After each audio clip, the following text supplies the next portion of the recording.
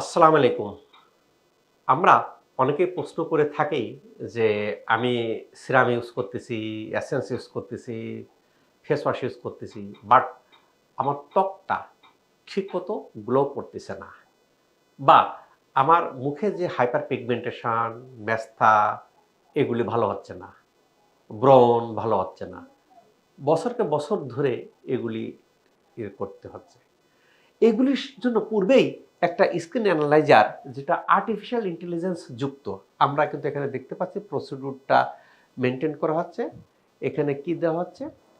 Artificial intelligence AI dependent skin analyser. আমরা এই যে দেওয়ার পরে এখানে আমাদের জন্য এক্সপার্ট আছেন এই যে ফেসকে কতগুলো 360 ডিগ্রি অ্যাঙ্গেলে বিভিন্নভাবে অ্যানালাইসিস করতেছে। আমরা এই যে নেজাল মিডলাইন তার কোনটার পাশে কি আছে, স্কিনের মধ্যে পোরের সংখ্যা কত, অয়েলি কিনা, হাইড্রেটেড কিনা, সব জিনিসটা কিন্তু এখানে অ্যানালাইসিস শুরু হয়েছে। আপনার ভবিষ্যতে একনি হবে কিনা, আপনার কি সমস্যাটা কি হবে, এই যে আমরা এই জিনিসগুলো যে এখন দেখতে পাচ্ছি যে হ্যাঁ এটা অ্যানালাইসিস করতেছে। অর্থাৎ আমার ত্বককে it is depend on AI technology, অর্থাৎ আর্টিফিশিয়াল ইন্টেলিজেন্স যুক্ত। এই অ্যানালাইজার নর্মাল অ্যানালাইজারের মধ্যে পার্থক্য আছে।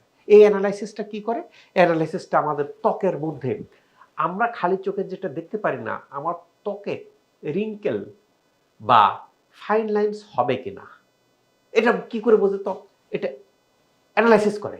অ্যানালাইসিস করার পরে যে আমার কোলাজেন ফাইবার ড্যামেজ হওয়ার রেট কত, সেইটা দেখে, যেটা খালি চোখে দেখা যায় না, সেটাকে অ্যানালাইসিস করার পরে এটা রিপোর্ট দেয় আমার কোন ত্বকের কোথায় কুঁচকানো আছে, কোন ত্বক হাইড্রেটেড, কোন ত্বকের মধ্যে আমার একনি হতে পারে, বা একনি যেটা আছে সেটা ইনফেক্টেড কিনা, আমার ত্বকটা অয়েলি কিনা, আমার ত্বকটা হাইড্রেটেড কিনা, ত্বকের ময়েশ্চার লেভেল কত।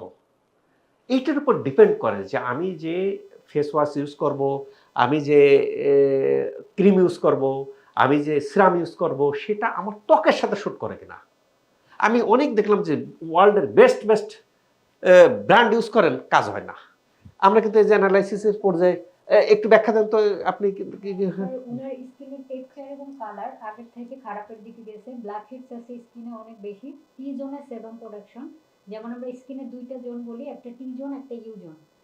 টি জোনে ওনার সেবাম টি প্রোডাকশন জোন আর ইউজনটা কি একটু ব্যাখ্যা দেন। টি জোন হচ্ছে যেমন পেশেন্টকে দেখায় হ্যাঁ। এটা টি শেপ, তাই এটাকে আমরা টি জোন বলি। হ্যাঁ। এটা ইউ শেপ, তাই এটাকে আমরা ইউ জোন বলি। হ্যাঁ, যেমন ওনার অয়েলি স্কিনটা হচ্ছে টি জোনে, আর বাকিটা হচ্ছে নরমাল, তার মানে ওনার স্কিনটা কম্বিনেশন, সেনসিটিভ না। আচ্ছা, স্কিনে